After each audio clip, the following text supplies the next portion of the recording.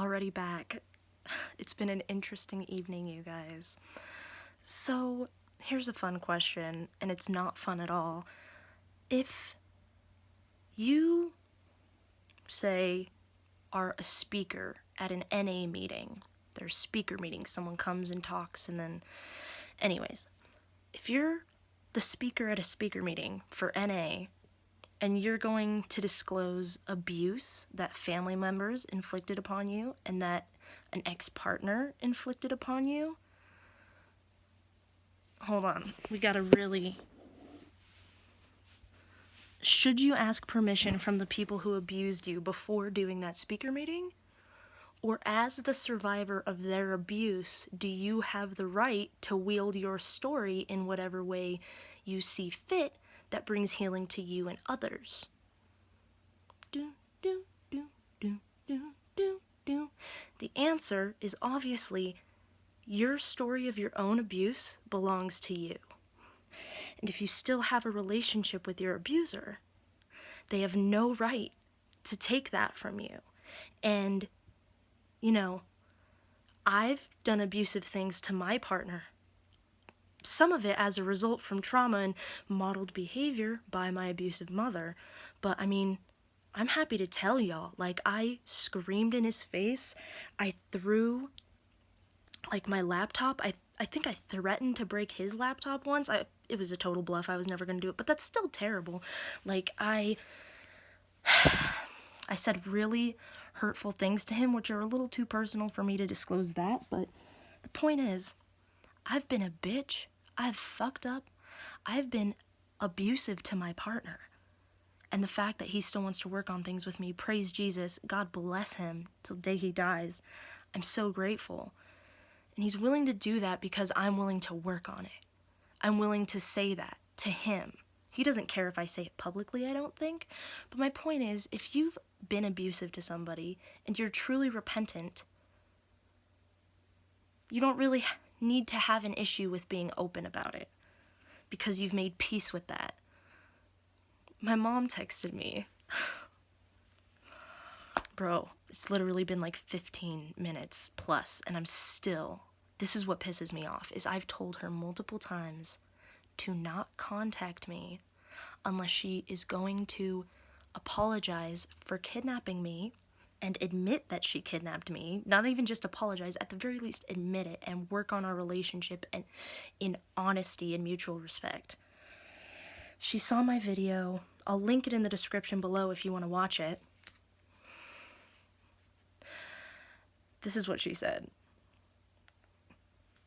And it's me talking about how she used to strip us naked as children and then beat us and tell us we were bad, bad kids. She would strip us fully naked, totally unnecessary, beat us with leather belts because we were bad kids. And there's other stuff that I didn't disclose because it's not my story. I saw your video. I'm shocked and hurt. I know you're resentful and angry, but you really crossed a line, B. Why would you do such a thing? Why? Oh, you can't see that. Oh, here we go. Why would you do such a thing? To me, the person who stripped you naked and beat you as a child and is unrepentant for it. Why would you do this to me? Daughter, defenseless daughter who I beat and have assaulted many times in her life? Do you get what I'm saying? The manipulation is still going strong. She still thinks that she can just...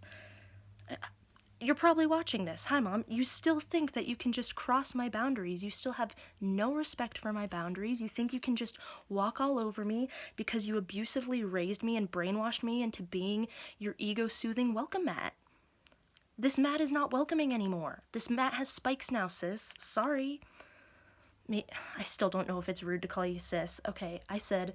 Left you a voicemail with an answer. I'm blocking your number. I made it clear not to contact me unless it was to apologize for kidnapping me. I love you.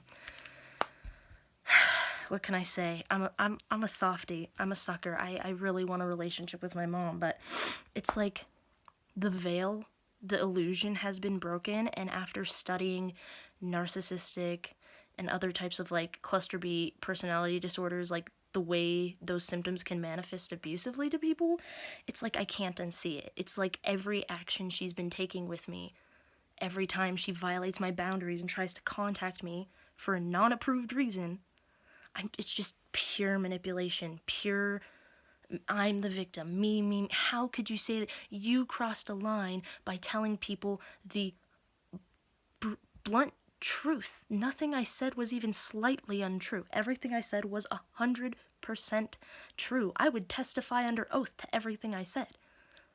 Like, straight up, like... How could you tell the truth when it makes me look bad? When I beat you as a kid, you need to keep that private. What is that logic? Mom, I love you so much, and you're so smart, and you can be so brave and courageous and honest at times. Why are you being like this specifically about this? Is it just because it's too painful? Like, is there too much shame surrounding the fact that you, like, beat your kids and shit? Like, I can only imagine. And then you just beat that shame into us. Like, all of this is overcomable. This is what bothers me. None of this is insurmountable in our relationship. I want a relationship with my mom so dang bad. And my bar for reopening that relationship is literally, like, at the floor. I just want her to admit she kidnapped me. And it's just like, nope. I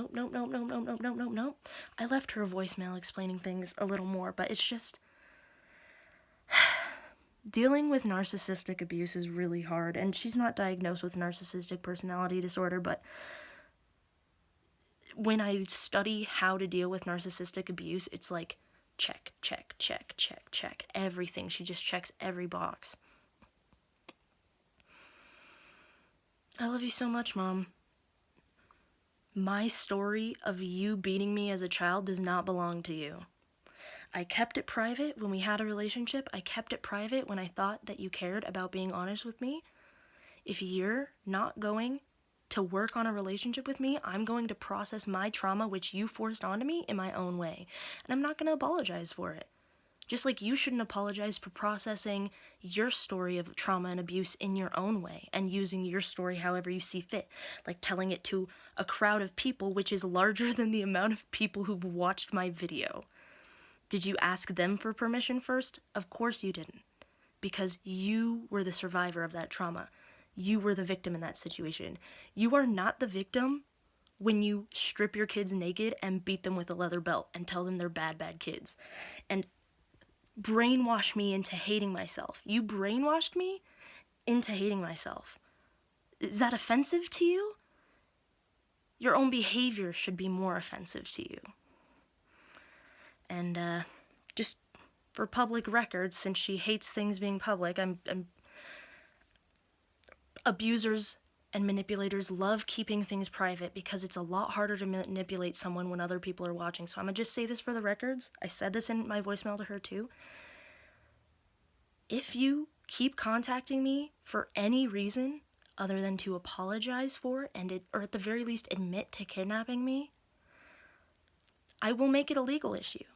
If you try to contact me for any reason other than that, that's the only reason that you're allowed to contact me until you do that, at which point we can reopen our relationship. If you keep hitting me up, giving me freaking, like... It's slowing down a little bit, which is good, but there's still, like, jolts of it. If you keep giving me, like, adrenaline jolts like this at 2 a.m., we're gonna have a problem, and I will make it a legal issue. And I'm gonna keep continuing to share my story when I see fit, when I feel like I need to process something in my online small video diary. Stay mad. I love you. Stay mad.